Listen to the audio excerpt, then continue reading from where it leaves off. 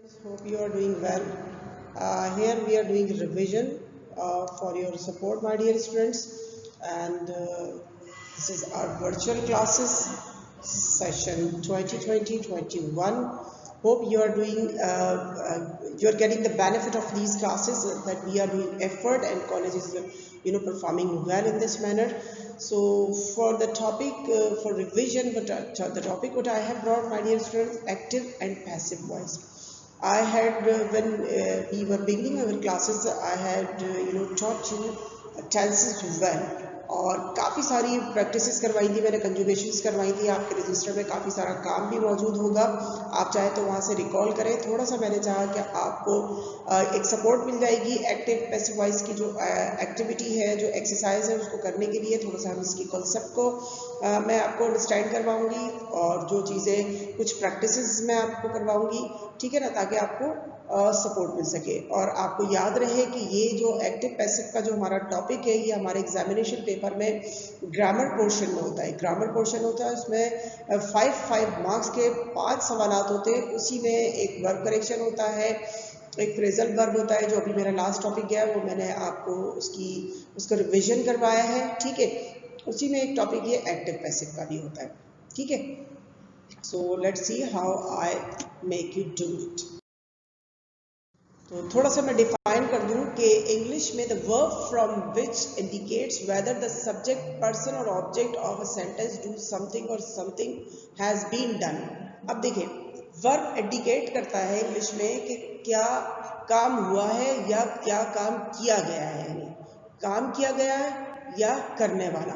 तो जहाँ करने वाला मौजूद होता है वो एक्टिव सेंटेंस होता है, और जहाँ काम पर डिपेंड ज़्यादा होता है, काम हुआ है, करने वाले की कोई अहमियत नहीं होती या उसे शो भी नहीं किया जाता, मेंशन नहीं किया जाता है, वो पैसिव वॉइस होते हैं।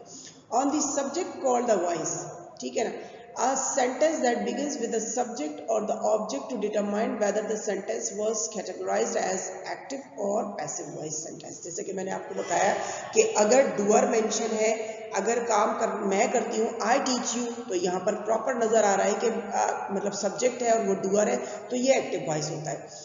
और अगर ये कहा जाए यू आर टॉट, यानी कि आपको पढ़ाया गया, पढ़ाने वाला कौन है मेंशन नहीं किया गया, तो ये पैसिव सेंटेंस है। Hope you must understand. थोड़ा सा ये कॉन्सेप्ट मैंने आपको क्लास में भी समझाया था। Let's next slide. थोड़ा सा यहाँ पे एक एग्जांपल है। For example, when a sentence has one auxiliary verb such as am, are, is, been, being, be and past participle. अब ये सारे ऑक्सिलरीज इस तरह के, मिसाल के तौर पर ये दिए गए, इसमें वज वर्ब भी होता है, ठीक है। इस तरह के ऑक्सिलरीज के साथ पास्ट पार्टिसिपल फॉर्म होती है वर्ब की, like return, driven, drawn, known, learned, broken, discovered. So the sentence is a passive. यानी कि पैसिव के सेंटेंस में मैंने आपको एक चीज़ बताई थी कि एक स्टैटिक होती है, जो कि हमेशा होती है वो third form of the verb या पास्ट पार्टिसिपल फॉर्म, ठीक है ना, और उसके साथ कोई ना कोई ये हेल्पिंग वर्ब मेंशन किया गया, तो सिंपली आप समझ लें कि ये पैसिव वॉइस है, ठीक है। नेक्स्ट स्लाइड देते हैं। By is used in the passive voice when the actor needs to know the job, ठीक है ना। बाय यूज किया जाता है जहां बताया जाए कि काम किसने किया है। कभी कभी हम पैसिव सेंटेंसेस में बता देते हैं काम किसने किया, तो ये बाय वाला जो पार्ट होता है ये कभी हम शो नहीं करते, कभी हम शो भी कर देते हैं। सो बीइंग स्टूडेंट मैं आपको ये जो है ना आपको सिखाती हूँ ताकि आप इस चीज़ को समझ सकें, मगर ये इतना इम्पॉर्टेंट, कभी कभी इतना इम्पॉर्टेंट नहीं होता कि बिल्कुल इतना भी इम्पॉर्टेंट नहीं होता कि इसको मेंशन किया जाए बाय के थ्रू भी, ठीक है ना, लेकिन आप इसको समझ लें। Love addicted was sung by Vamps. Love addicted एक सॉन्ग है, इसको वैम्स ने गाया है, ठीक है, ये यहाँ पे शो कर दिया गया। अच्छा, passive voice is used if it doesn't need to know the perpetrator verb. For example, the streets are clean every day. गलियां रोजाना साफ की जाती है, चूंकि ये प्रेजेंट वर्ब है, हेल्पिंग वर्ब है, तो ये प्रेजेंट इंडेफिनिट का है। तो अब इसमें नजर नहीं आ रहा है कि ये कौन करवा रहा है या कौन करता है, ठीक है, तो ये पैसिव सेंटेंस है। Passive voice is used if we don't know और forget who the perpetrator verb, ठीक है ना। अगर हम भूल जाते हैं किसने किया है, कौन है, तो जब भी हम इस पैसिव वॉइस को इस्तेमाल कर लेते हैं, या हम जैसे जब शो नहीं करना चाहते, जब भी हम पैसिव वॉइस को इस्तेमाल करते हैं। The police was murdered, police को मार दिया गया, किसी पुलिसमैन को कत्ल कर दिया गया था, किसने किया पता नहीं, ठीक है। तो ये पैसिव सेंटेंस है। Passive voice is used if we are more interested in job than the actors who work.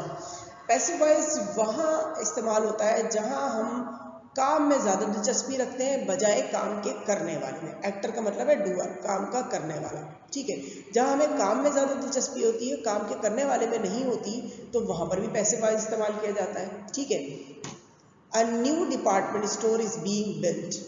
New department store की तामीर हो रही है।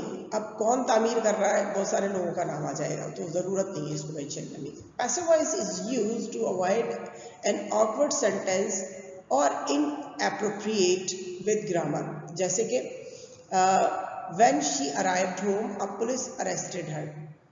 अब जब वो घर पहुंची तो पुलिस ने उसे अरेस्ट कर लिया, ठीक है ना, ये एक्टिव सेंटेंस है। अब हम इस ऑकवर्ड सिचुएशन को मतलब हाइड करना चाह रहे हैं और इसको मेंशन नहीं करना चाह रहे, तो फिर हम कहेंगे it is better when she arrived home she was arrested, ठीक है ना। जब वो घर पहुंची तो उसे अरेस्ट कर लिया गया, ठीक है ना। ऑब्वियस है कि पुलिस ने अरेस्ट किया, लेकिन एक्टिव सेंटेंस में ज़रा सा जोर ज़्यादा होता है, ठीक है। और पैसिव सेंटेंस में सिर्फ एक्शन पे जोर होता है, कि एक्शन पे एम्फेसिस होता है कि अरेस्ट कर लिया गया, ठीक है। नेक्स्ट देख लेते, the rules to change sentences from active to passive form. अब एक्टिव से पैसिव में करने के लिए कुछ रूल्स मैं आपको समझा देती हूँ। वैसे तो मैंने आपको क्लास में अच्छे तरीके से पढ़ाया है, समझाया है, ठीक है। यहाँ पर कुछ और चीज़ें हैं, आपको समझने में आसानी होगी, ठीक है। जैसे कि the sentence must have object, transitive verb हो और उसका ऑब्जेक्ट भी हो। If there is no object then there must be question word who asked the object. अच्छा, एक चीज़ है कि सेंटेंस में ऑब्जेक्ट का होना ज़रूरी है। आपके एक्टिव सेंटेंस में ऑब्जेक्ट का होना ज़रूरी है पैसिव बनाने के लिए। अगर ऑब्जेक्ट नहीं होगा तो पैसिव बनाने के लिए हम पहले सवाल करते हैं वर्ड का, ठीक है ना, वर्ड। तो फिर उस पर हमारा, जैसे कि I cook what, I cook food, तो यहाँ पर ऑब्जेक्ट का सवाल किया जाता है। और अगर हम नहीं बताएं आई गो व्हाट, यहाँ पे एप्रोप्रिएट नहीं है, तो यहाँ पर एप्लीकेबल नहीं है, तो ये ट्रांजिटिव वर्ब में ही पैसिव बनते हैं। Object active sentence became the subject of passive sentence. अब मैंने आपको क्रॉस मल्टीप्लिकेशन का जो रूल सिखाया है, क्रॉस मल्टीप्लिकेशन में जब हम पैसिव करने जाते हैं, एक्टिव से पैसिव करने जाते हैं, तो सब्जेक्ट ऑब्जेक्ट की जगह जाता है और ऑब्जेक्ट सब्जेक्ट की जगह आ जाता है, ठीक है ना। इसी चीज़ को यहाँ पर बताया गया। सब्जेक्ट और active sentences into passive sentences that preceded the object word by। अगर हमें सब्जेक्ट को मेंशन करना होता है पैसिव सेंटेंस में, तो हम उसे बाय के बाद लिखते हैं। By police, by him, by doctor, by appropriator, by like that. The verb used is verb third, verb which is form is third, यानी कि पास्ट पार्टिसिपल। जो वर्ब सारे पैसिव वॉइस में इस्तेमाल होता है वो third form of the verb होता है।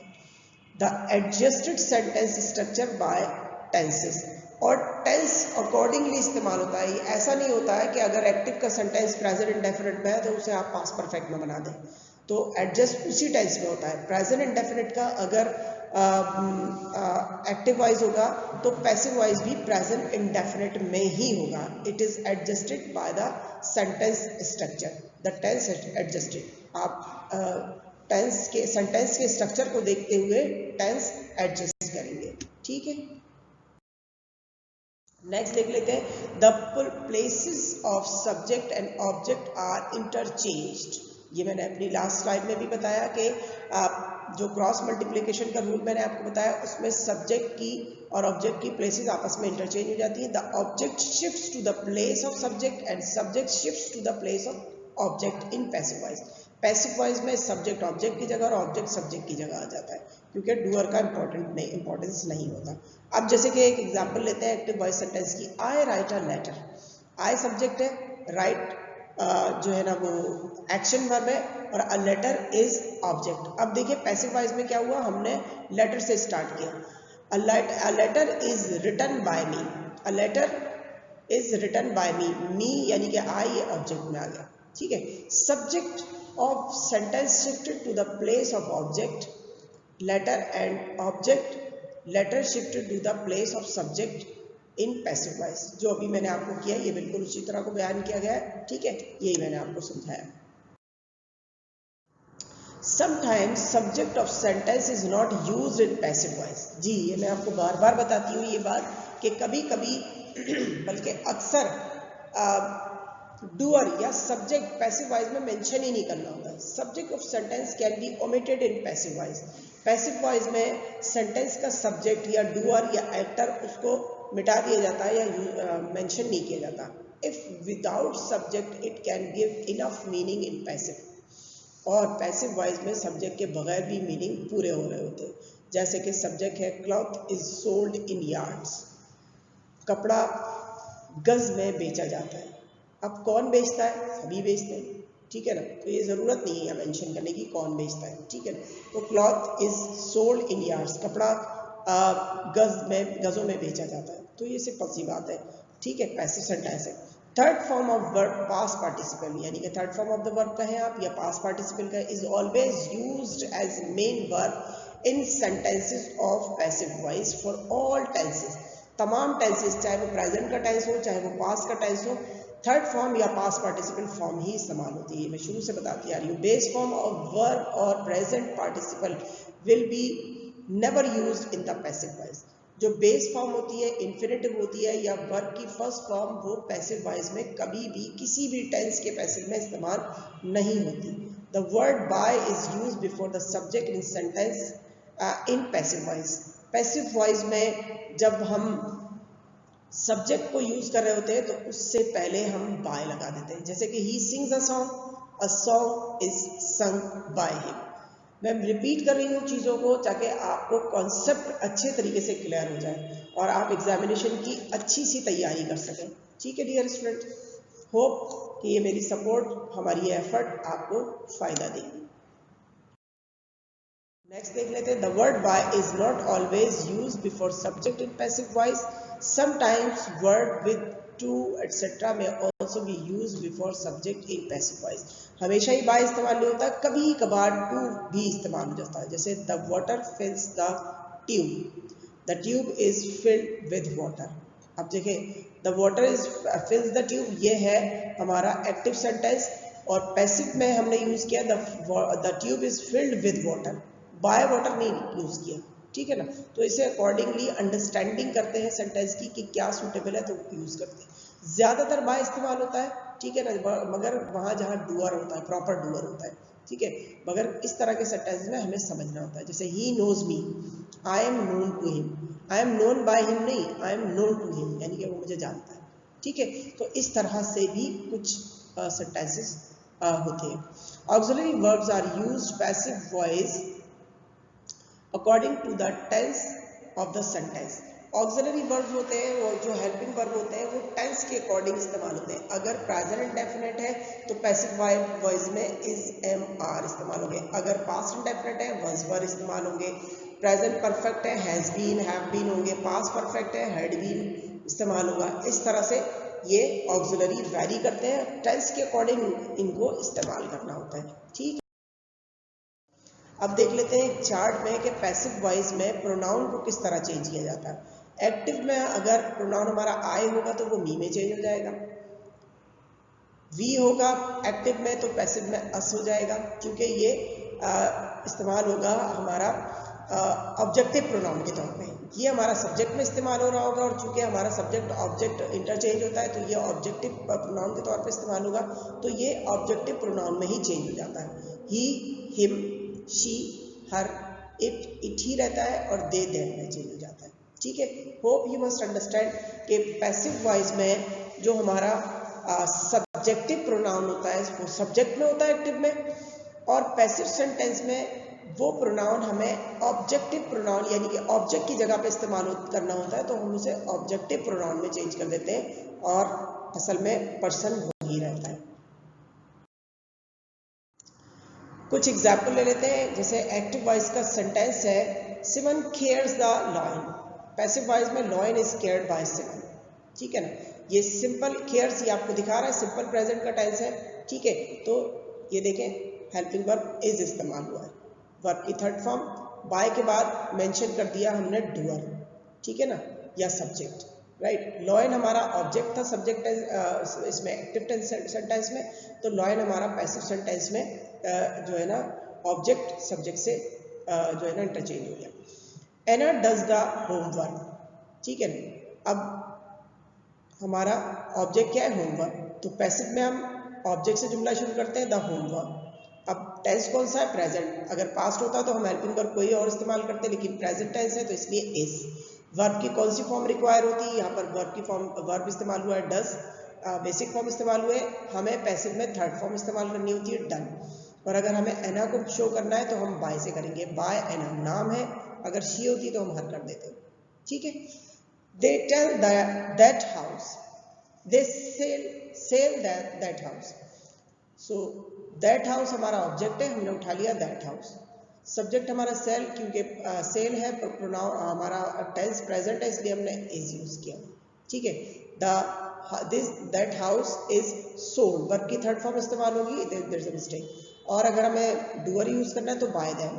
Jessica always plays the piano, the piano is always played by Jessica. She boys a book, a book हमारा ऑब्जेक्ट है, इससे जुमला शुरू करेंगे अ बुक। प्रेजेंट है तो इज, वर्ब है बाय थर्ड फॉर्म बाउंड, और अगर हमें शी को मेंशन करना तो bye her. Understand, hope you must understand. ये प्रेजेंट सिंपल का हो गया टेंस, आपको समझ में ही आ गया होगा, ठीक है। अब हम प्रेजेंट कंटिन्यूअस का देख लेते हैं। She is doing her homework. अब इसमें देखते हैं किस तरह करते हैं। हमारा ऑब्जेक्ट है हर होमवर्क, ठीक है, तो हम हर होमवर्क भी लिख सकते हैं, द होमवर्क भी लिख सकते हैं।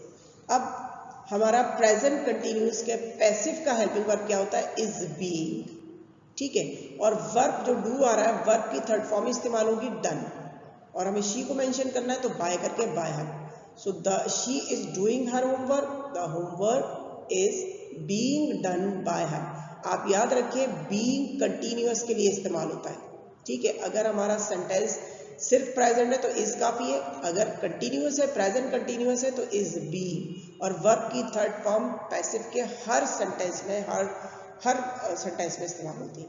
ही इज वेटिंग फॉर ड्यू, ठीक है ना, ड्यू Devi, sorry Devi is being waited by him. They are giving the present, वो तोहफा दे रहे हैं, तो द प्रेजेंट टेंस है इज बीइंग। कंटिन्यूअस के लिए हमने बीइंग इस्तेमाल की। वर्ब की थर्ड फॉर्म इस्तेमाल होगी गिव में, given by them. Bobby is drawing a nice scenery, a nice scenery is being drawn by Bobby. बहुत ज़रूरी है कि आपको हर वर्ब की थर्ड फॉर्म भी पता हो। वैसे तो बहुत सारी आपकी नॉलेज में होंगी, लेकिन अगर कोई वर्ब ऐसा ना सामने आता है जिसकी आपको थर्ड फॉर्म या सेकंड फॉर्म नहीं पता, तो आप पैसिव वॉइस के लिए खास तौर पे उसकी थर्ड फॉर्म ज़रूर याद कर लें, ठीक है ना। Ratna is writing the letter is being हमने कंटिन्यूअस के लिए इस्तेमाल हुआ, इज प्रेजेंट के लिए इस्तेमाल किया। वर्ब की थर्ड फॉर्म पैसिव के लिए इस्तेमाल करते हैं, और बाय हम सपोर्ट करते हैं डूअर को शो करने के लिए। The letter is being written by Ratna, ठीक है डियर स्टूडेंट्स। नेक्स्ट देख लेते हैं, हमारा है simple past tense. She clean the house. अब सिंपल पास्ट टेंस के लिए हमारा पैसिव में कौन सा वर्ब हेल्पिंग वर्ब इस्तेमाल होता है, पैसिव में वज एंड वर इस्तेमाल होते हैं अकॉर्डिंगली, जो आपका ऑब्जेक्ट होगा उसके अकॉर्डिंग। सो द हाउस, इससे जुमला स्टार्ट करेंगे पैसिव, और क्योंकि सिंपल पास्ट है तो वज और वर्ब की थर्ड फॉर्म पैसिव के लिए इस्तेमाल करते हैं, बाय हर सब्जेक्ट को सपोर्ट करने के लिए। The house was cleaned by her, ठीक है। और Jeffrey bought a new car was bought by Jeffrey. The teacher called the students were called by the teacher. She saved her money हमारा object उठा लिया हर money, ठीक है। Saved past show कर रहा है, हमने वज लिख दिया, पैसिव है इसलिए थर्ड फॉर्म, और डूअर को सपोर्ट करने के लिए by her money was saved by her. Reena paid all her purchase were paid all by Reena.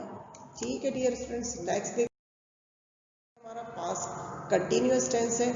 I was waiting for Dina. ठीक है, Dina was being waited by me. She was reading a novel. हमने हमारा object है novel, हमने novel से passive में जुमला start करेंगे सब्जेक्ट की प्लेस पर। अ नॉवेल पास्ट टेंस है तो हमने वॉज इस्तेमाल कर दिया, कंटिन्यूअस है तो बीइंग डाल दिया।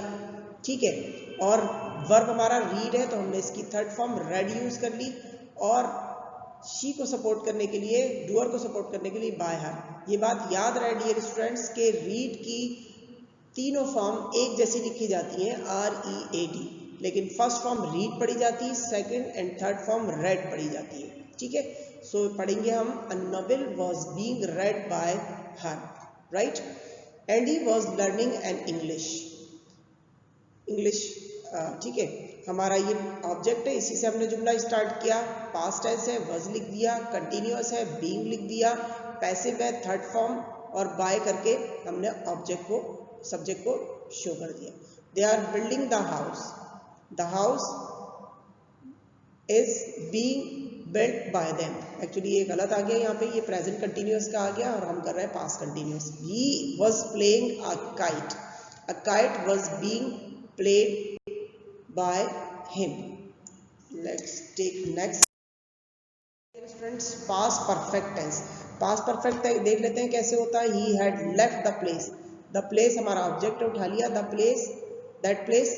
ठीक है, हमने देखा पास्ट है तो पास्ट के लिए हम हैड के साथ हैड बीन, पर पैसिव में हैड बीन इस्तेमाल करते हैं। वर्ब हमारा यहाँ पर ऑलरेडी पास्ट पार्टिसिपल यानी कि थर्ड फॉर्म लगी हुई है, आसानी से हम वही उठा लेंगे। ठीक है, डूअर को शो करने के लिए by him. The place had been left by him. I have finished my work. My work had been finished by me. She had missed the last bus. The last bus had been missed by her. He had posted the letter. The letter had been posted by him. Rudy had completed his speech. His speech had been completed by Rudy. आपको समझ में ही आ गए होंगे। अब जब मैं frequently पढ़ रही हूँ तो आपको भी समझ में आ गए होंगे, और आप भी अब इसी तरीके से अगर आप मेरे साथ साथ सॉल्व करते जा रहे हैं तो आप भी इसी तरीके से अब फ्रीक्वेंट हो गए होंगे और तेजी से सॉल्व करेंगे। बेसिक फॉर्मूला, बेसिक रूल्स आपको अच्छे से समझ में आ चुके होंगे। आपको करना यही होता है कि ऑब्जेक्ट उठा के सब्जेक्ट में रखना होता है, फिर आपको हेल्पिंग वर्ब पुट करना होता है अकॉर्डिंग टू टेंस। उसके बाद वर्ब की थर्ड फॉर्म सारे ही पैसिव वॉइस में आती है, और अगर हमने डूअर को मेंशन करना है तो बाय करके। तो ये एक रेसिपी है बड़ी मज़ेदार सी, आप आसानी से इसको बना सकते हैं। ठीक है, नेक्स्ट देख लेते हैं। ये है हमारी simple future tense. I shall read a newspaper. A newspaper will be read by me. Future में शैल या विल के साथ बी लगाया जाता है और वर्ब की थर्ड फॉर्म। ठीक है, by me. She will sing a beautiful song. A beautiful song will be sung by her.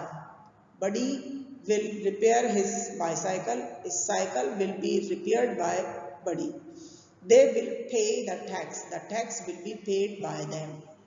We shall start this meeting. This meeting will be started by us. Continuous speaking की वजह से see a video students. Let's carry on the next.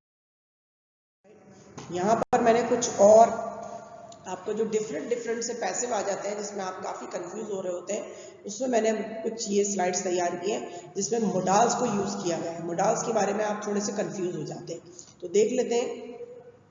कोई भी modal हो, ठीक है ना, शल हो, वुड हो, विल हो, मस्ट हो, शुड हो, ठीक है, उसको एक्टिव सेंटेंस हमारा क्या होता है, सब्जेक्ट, मोडाल, वर्ब की फर्स्ट फॉर्म और ऑब्जेक्ट। जैसे कि I can buy a book, she may win a scholarship, you must pray namaz, he could solve this sum, we should repeat respect our elder।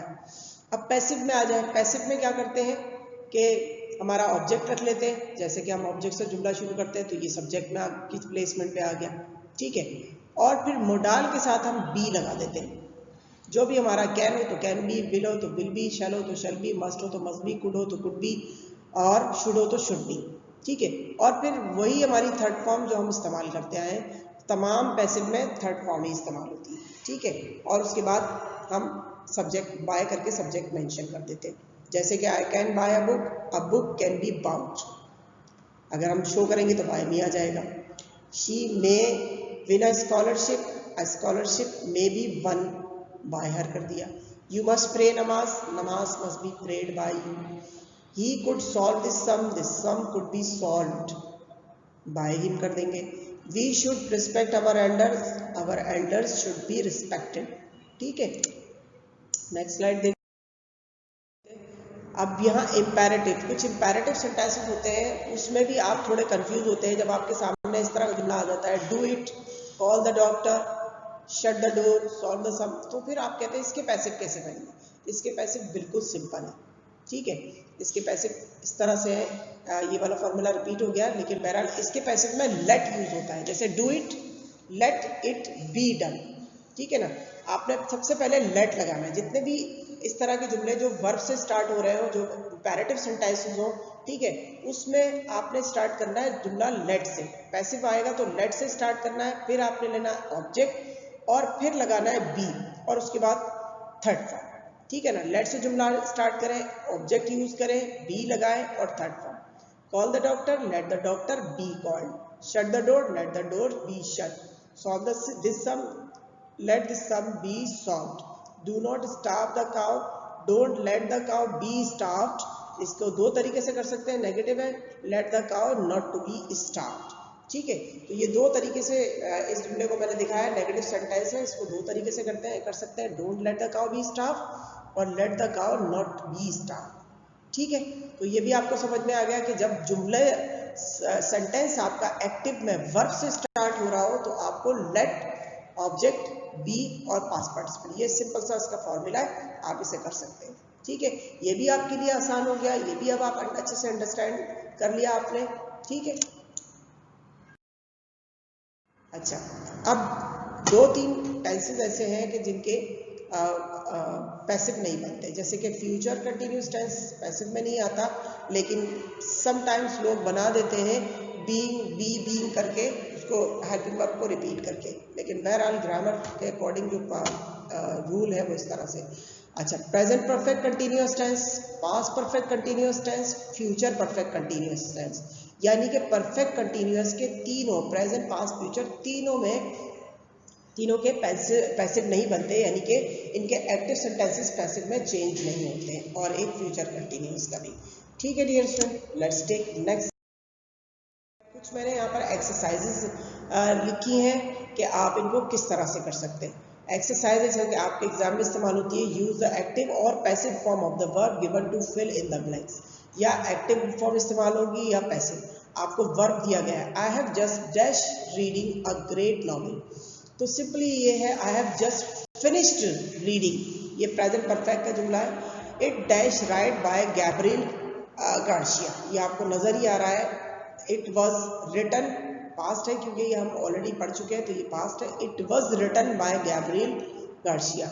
I have heard that a film also dash make based on this novel, और film also has been made या was made, ये भी हो सकता है, based on this novel which will soon be released, ये आपका passive में जाएगा, soon be release. Gabriel has also been awarded the Nobel prize, Gabriel को, ये भी past part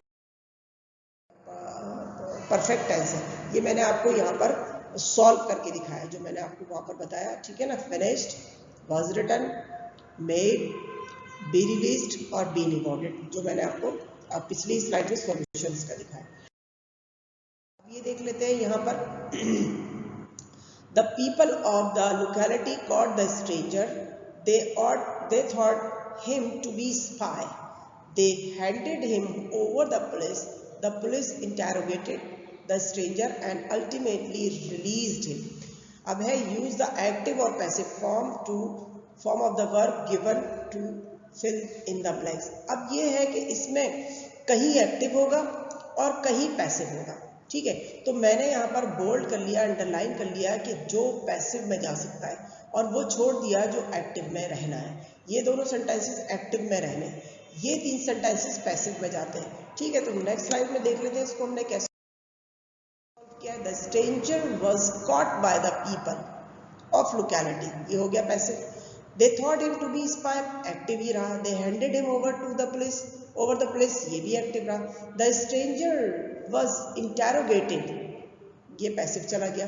and ultimately was released by the police, ये भी passive में चला गया। ठीक है, तो पहले आप भी अंडरलाइन कर लें, आइडेंटिफाई कर लें कि पैराग्राफ में से या सेंटेंसेस में से कौन सा पैसिव में जाना और कौन सा नहीं जाना, तो फिर ये आपको सॉल्व करने में आसानी हो जाएगी। राइट डियर स्टूडेंट्स, नेक्स्ट कुछ सेंटेंसेस फॉर्म में भी कभी कभी आ जाता है, जैसे कि ये है the peon open the gate, इसी को कर लें तो हम शुरू से प्रैक्टिस करते आ रहे हैं, the gate was open by peon. ये आसान होते हैं, लेकिन अगर पैराग्राफ फॉर्म में आ जाते हैं वो थोड़ा सा आपको रुक कर सोच समझ कर अंडरलाइन करके करेंगे तो वो भी आपको डिफिकल्ट नहीं लगेंगे। One should keep once promises, promises should be kept, ये वही शुड वाला है। क्लोज द डोर, जो भी मैंने इंपैरेटिव सिखाया, late the door be closed. Right dear students, okay, I thought I have taught you all from all aspects, and I expect that you do well in your examination, or your practices in your registers you must do, ताकि आप examination की अच्छी तैयारी कर सकें। Thank you, goodbye.